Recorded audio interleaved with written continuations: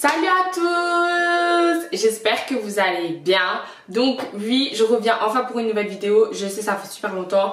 Maintenant je m'excuse même plus parce que en fait je vais vous dire, des fois on a envie de faire des choses et finalement on peut pas, on n'a pas le temps, donc on peut pas faire. On peut pas faire. Donc c'est tout ce que je vais vous dire.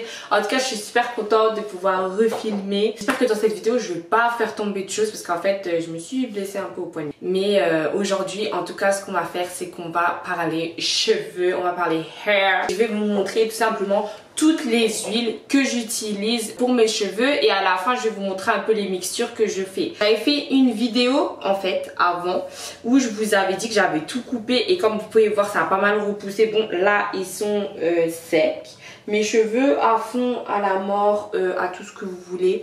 Donc du coup là ce qu'il faut faire c'est les hydrater et en fait je me suis dit ouais pourquoi pas faire le bain d'huile enfin avec les gens qui regardent tes vidéos. Vous n'êtes pas beaucoup mais vous êtes quand même là. Donc ce que je vais faire c'est que tout d'abord je vais vous présenter toutes les huiles et qu'à la fin on va faire la mixture et puis je vais vous expliquer du coup en voix off un peu comment j'utilise tout ça. C'est parti. Donc la première huile que je recommande et que moi j'utilise surtout pour les cheveux crépus et bouclés, c'est premièrement cette huile là, c'est l'huile de Carapate. Donc l'huile de Carapate c'est une huile qui vient des Antilles en général, je sais pas si c'est une île en particulier mais en tout cas elle vient des Antilles et elle est super bien. Moi j'avais commencé à l'essayer, j'avais eu une amie en fait qui partait souvent aux Antilles et qui m'en ramenait en fait, donc c'était vraiment du pur, du naturel. Malheureusement je peux plus l'avoir, du coup je suis obligée d'en acheter. Bon c'est vrai que quand même je vais pas vous mentir, je trouve qu'on sent quand même la différence parce que celle qui venait des Antilles déjà l'odeur était différente, après ça reste voilà la même texture mais j'ai eu du mal en fait à trouver une huile de Carapate qui ressemblait beaucoup à celle-là. Mais pour moi c'est vraiment cette marque-là en fait. Du coup ça je l'ai acheté dans un store jamaïcain à Londres. Parce que oui je suis à Londres. Et enfin à ce moment là j'étais à Londres. Et donc du coup je l'ai acheté là-bas. Et en fait je l'utilise au niveau de l'odeur. Bah, ça n'a pas vraiment d'odeur. Franchement l'huile de Carapate ça n'a pas vraiment d'odeur. Mais en tout cas les bienfaits de cette huile c'est qu'elle fait pousser les cheveux et ça c'est véritable en fait et je vais vous montrer comment je l'utilise parce que ça fait vraiment partie du fait que mes cheveux ils poussent vite. C'est vraiment une partie aussi grâce à l'huile de Carapate. Donc je vais vous montrer avec quelle huile je la mélange, ce qui me permet de faire pousser les cheveux. Ensuite après j'ai l'huile de coco. Alors là je vous montre celle-là. Celle-là c'est une que je sais plus qui c'était je crois mon père ou quelque chose parce que j'étais à court d'huile de coco. Ne calculez pas mes ongles là parce que je vais les refaire parce que là ils sont vraiment dégueulasses. J'ai commencé à les enlever mais faut que je finisse en fait de les enlever. Mais comme j'ai un peu qu'une main que je peux vraiment utiliser, c'est un peu relou. Voilà. Mais en gros ça c'est du coup l'huile de coco. Donc ça c'est l'huile de coco bio. Donc je pense que ça mon père il me l'avait acheté genre au Auchan ou quelque chose comme ça. Mais d'habitude c'est pas celle là que j'utilise. Moi j'utilise la Coco Sali que j'achète souvent dans les stores qui sont indiens, antillais ou ouais si vous êtes Paris, tout ce qui est Château Rouge etc. Donc en gros voilà l'huile de coco je pense que tout le monde la connaît. Donc celle-là je l'utilise massivement, c'est à dire que même au lieu des fois de mettre de la crème, parce que je pense que beaucoup de curly c'est ça qu'on fait hein, on mouille nos cheveux et on met de la crème. Donc moi déjà j'évite de le faire. Faudrait que je vous fasse un peu une routine cheveux avec quel shampoing j'utilise exactement pour pouvoir éviter de mettre des crèmes tous les jours parce qu'en fait moi j'ai pas envie d'en mettre tout simplement parce que je suis une grosse flemmarde, que j'ai vraiment la flemme en fait de mettre des crèmes, ça me saoule le matin. Donc du coup de temps en temps quand je vois qu'ils sont vraiment secs mes cheveux je les mouille un peu. Donc avec mon Flérosol, je vous montrerai ça aussi dans une autre vidéo. Et après je mets de l'huile de coco en fait, je mets de l'huile de coco voilà. Alors à conserver le plus possible au frais. Et voilà, c'est surtout les bienfaits vraiment pour tout ce qui est curly crépus. C'est très hydratant. Et au niveau aussi des filles qui ont des boucles de base, ça vous définit hyper bien la boucle. Ensuite là j'ai l'huile de moutarde. L'huile de moutarde qui est une huile beaucoup utilisée par les Indiens, les Pakistanais, etc. qui fait également pousser les cheveux. Donc ça fait partie de ma mixture avec l'huile de carapate. Je les mélange ensemble, donc on va le faire tout à l'heure, mais en gros c'est une huile qui fait pousser les cheveux. Alors l'odeur elle est forte par contre, l'odeur elle est forte, moi elle me dérange pas.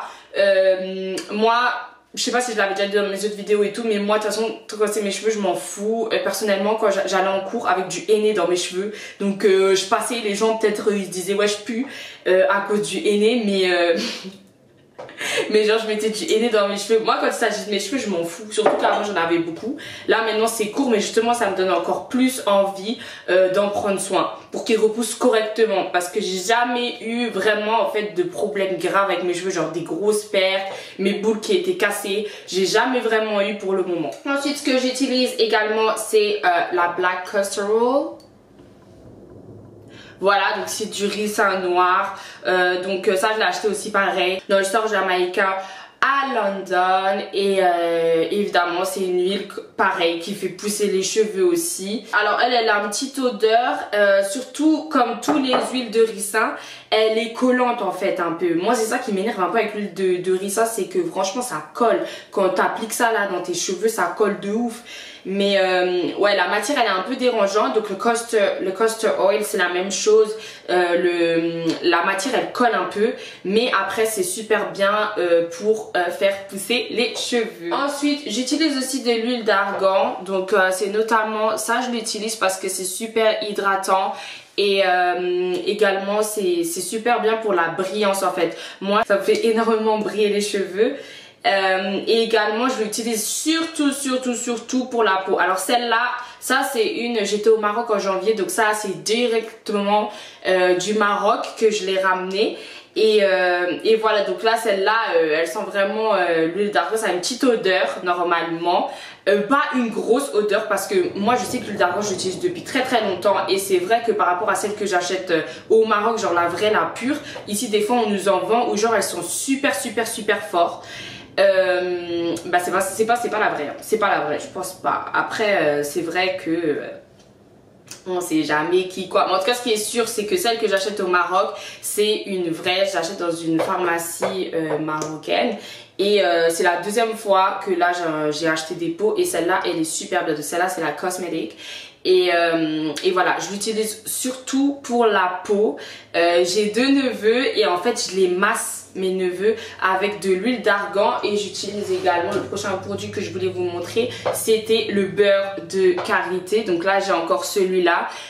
Sinon j'ai également du pur qui vient du bled.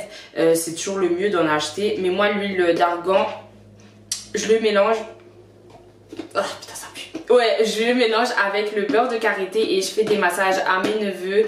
Et c'est aussi comme ça que je m'hydrate le soir, je mets pas de crème, je fais les deux. Du coup si on revient au beurre de karité, du coup voilà pareil, donc ça je l'utilise aussi pour mes cheveux, parce qu'il faut savoir que c'est très bon pour nous les cheveux afro, bouclés et crépus. C'est vraiment très bon pour ça, c'est vraiment un très bon hydratant pour nos cheveux. Donc je vous incite vraiment à mettre du beurre de karité dans vos cheveux comme une crème en fait. Vous le travaillez, vous en mettez, je vais vous montrer, comme ça c'est plus simple. Moi ce que je fais, je me prends juste ça même, bon là parce que je vais pas en mettre dans mes cheveux, mais voilà, vous le travaillez en fait, vous le travaillez comme ça. Donc ça c'est quand je fais sur ma peau, vous voyez, vous le travaillez, regardez là et là comment ça hydrate. En fait c'est ça. Et même quand vous voulez mettre dans vos cheveux, donc pour les cheveux j'utilise là en fait la paume de ma main, ta. Et en fait voilà, je les sépare en 4 et là je me mets comme ça du beurre de karité. Mais c'est super bon pour les cheveux. Et voilà, donc ça je l'utilise aussi souvent avec mes bains d'huile. Ensuite j'utilise également l'huile de ricin. Donc l'huile de ricin normale, donc je pense que vous connaissez, pour les sourcils, pour les ongles, parce que moi j'ai souvent des capsules. Donc là, comme vous voulez voir, là il me reste encore mes capsules d'ailleurs. Donc j'ai des capsules et ça abîme les ongles en fait, parce que souvent je me fais les ongles.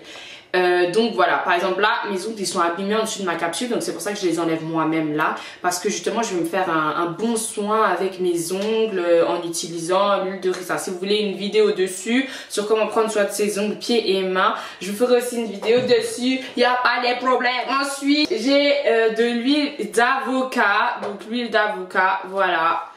Donc l'huile d'avocat je l'utilise pour quoi? Donc j'utilise pour deux choses. J'utilise pour la peau très souvent, quand j'ai la peau sèche et la peau qui se fragilise, notamment en hiver, parce qu'en été tout va bien, hein, je fais mon plein de mélanine, je suis trop contente.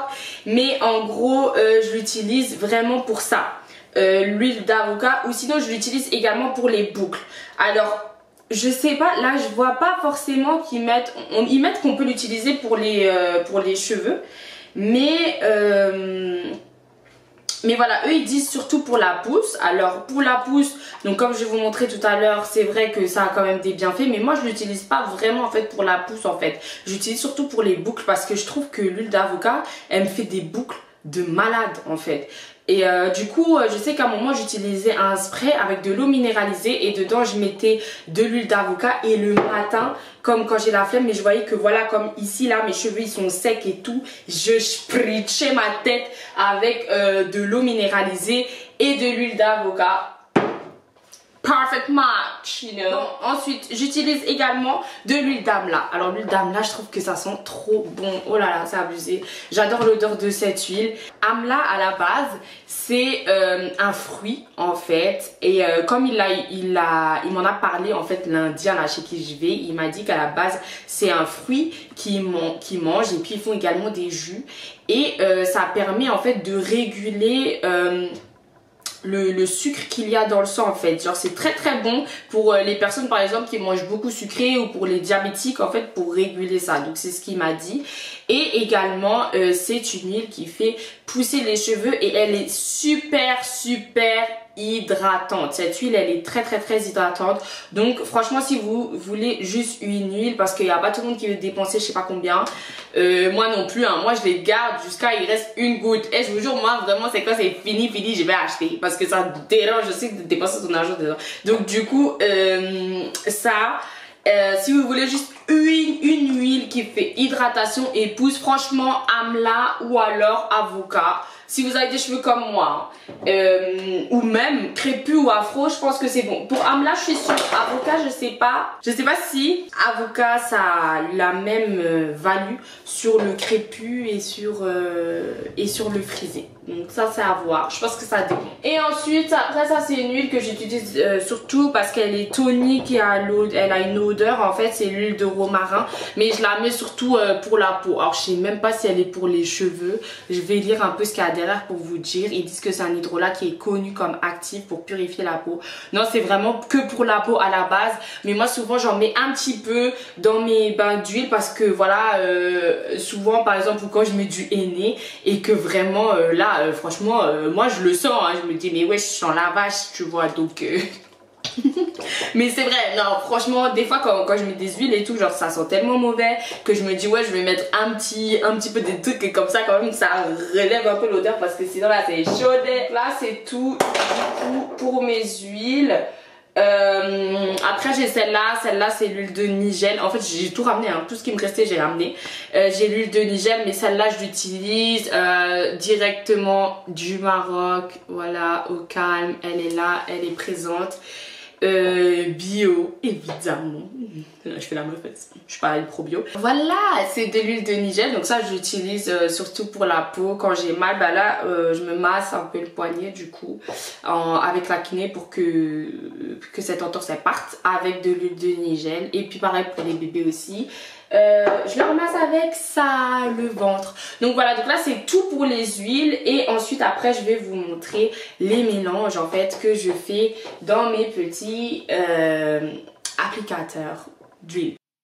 Donc voici mon applicateur que j'ai acheté chez Amazon. J'utilise tout de suite l'huile de moutarde.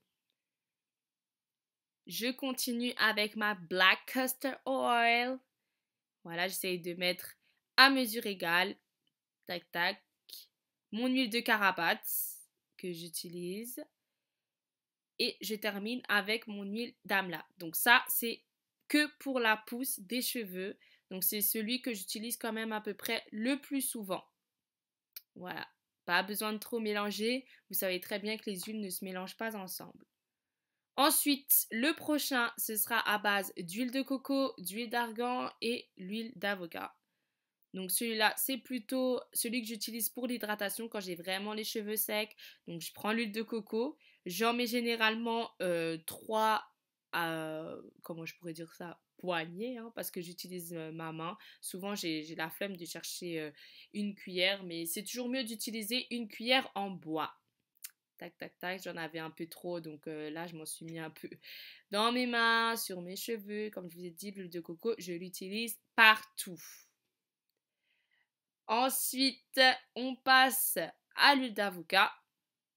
Donc l'huile d'avocat qui est aussi pas mal pour la pousse, mais je l'aime bien pour l'hydratation. Et là, j'utilise mon huile d'argan, donc c'est le même pot, hein, c'est juste que l'autre, il était fermé, donc je l'ai changé. Et bim, je mélange un peu parce que l'huile de coco était encore un peu dure. Voilà, voilà, j'espère que ça vous aura plu et on se revoit bientôt pour une nouvelle vidéo.